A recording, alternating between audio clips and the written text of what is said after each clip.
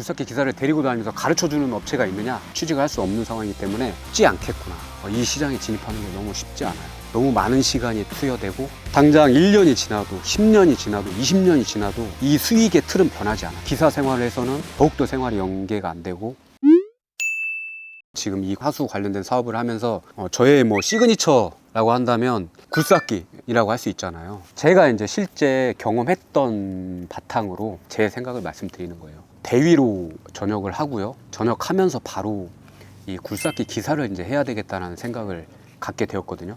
뭐 현장에 이제 투입이 되면 현장에서는 당연히 높은 실력을 갖고 있는 프로 기사들만 바라거든요. 그러면 실력이 좀 안 되는 기사들은 당연히 도태되고, 그렇다고 또 어느 누가 굴삭기 기사를 데리고 다니면서 가르쳐주는 업체가 있느냐? 그렇지도 않아요. 아는 지인이 굴삭기 기사가 아니라고 한다면 이 시장에 진입하는 게 너무 쉽지 않아요. 저는 이제 저희 형님께서 굴삭기 업을 하시거든요. 근데 그렇다고 해서 저희 형을 제가 따라다닐 수도 없어요. 저희 형님도 현장에 가서 일을 하는 입장인데 아무것도 모르는 사람한테 이 장비를 맡길 수 없는 상황이잖아요. 저희 형님께서 굴삭기를 좀 만질 수 있는 회사에 취직을 해라 라고 좀 추천을 해 주셔가지고 했던 건데, 지금 생각해봐도 그건 진짜 맞는 것 같아요. 기사 자격증만 딴 사람이 취직을 할 수 없는 상황이기 때문에, 그래서 전역하는 날 무대에서 산 양주 하나 들고요, 그 회사 사장님을 찾아갔어요. 저희 형님이 말씀을 해놨지만 이 사장님은 저를 보는 눈이 좀 띨깝더라고요. 일단 가서 기다려라 했는데 한 2달이 됐는데도 연락이 안 와요. 그래서 다시 연락을 해보다가 와라 라고 해서 가봤는데, 뭐 굴삭기 업무는 아예 할 수 없고, 여기 가서 삽질하고 저기 가서 뭐 주변 정리하고 이런 일만 한 거예요. 그러니까 그냥 일반 잡부죠, 잡부. 회사에 취직하고 저는 굴삭기 기사를 6개월 만에 메인 기사를 탔거든요. 그 비결을 지금부터 한번 설명을 해드릴게요. 회사에서 존재감을 좀 제가 높여야 되겠다는 생각을 했어요. 먼저 한 건 이제 서류 업무나 이런 건 자신 있으니까 일단 낮에는 뭐 허드렛 일 하는 업무를 하고요. 회사 업무가 끝나면 저녁에는 사무실로 가서 격리 옆에 제가 앉아가지고 격리 업무를 좀 봐줬어요.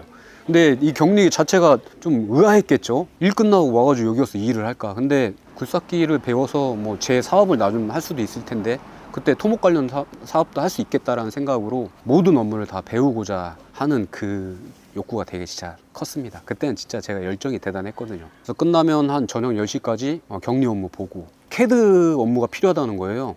그러냐? 그럼 저 학원 다녀가지고 학원 가서 캐드 배워가지고 실제 업무에도 제가 사용하고, 그 정도로 열정을 다했고요. 상하수도업을 가지고 있는 면허업체였거든요.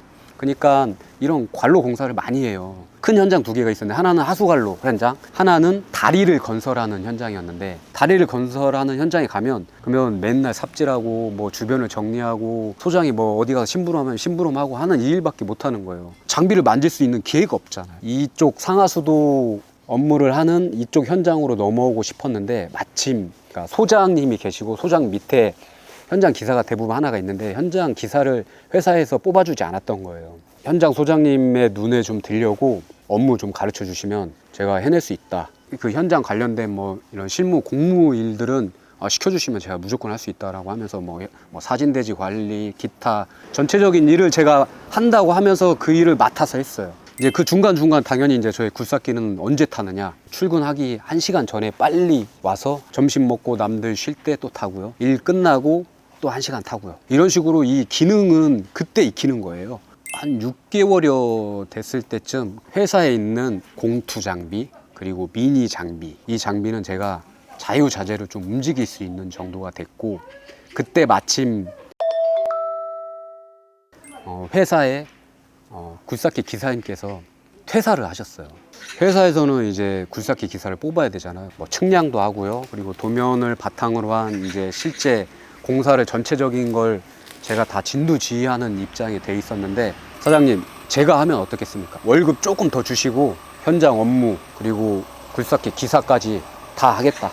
기사는 따로 월급을 책정하려면 한 300에서 400 그때 당시에 월급을 줘야 되는데, 그 비용 없이 얘가 다 한다는 거예요. 저는 심지어 월급 300도 못 받았거든요. 그렇다면 해라 라고 승낙을 얻고, 그때부터 당연히 뭐 오수관로 땅 파는 이런 업무는 지금 제가 하는 업무랑 똑같은 건데 안전하게 이제 마스터를 하고요.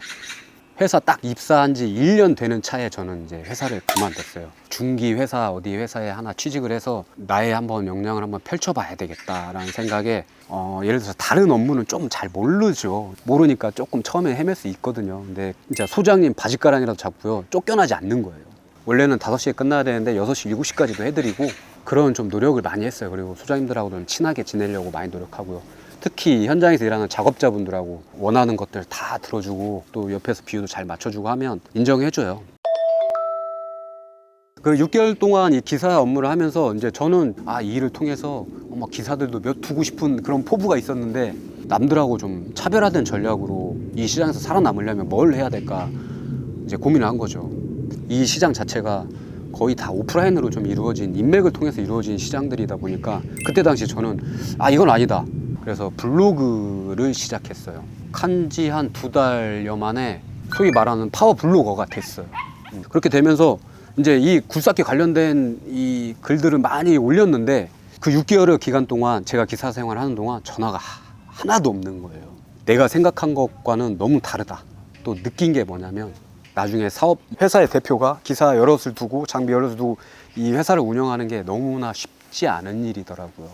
그렇다고 나 혼자 개인이 이 굴삭기 기사 시장에서 차주로서 활동을 하면 당장 1년이 지나도 10년이 지나도 20년이 지나도 이 수익의 틀은 변하지 않아요.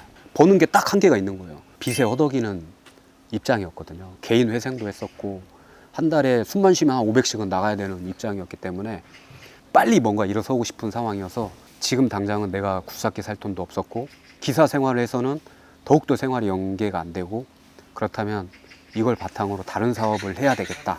그때 이제 알게 된 게 이 하수구 시장이었어요. 아무래도 하수관로 공사하는 현장에서 일하다 보니까 준설업체들을 한 번씩 보게 되거든요. 근데 이 업체를 볼 때마다 돈 진짜 많이 벌겠구나 라는 생각을 했었어요. 근데 뭐 그 차 당시에 그 차가 뭐 한 4억 막 이랬으니까 지금 거의 5억 가까이 하잖아요.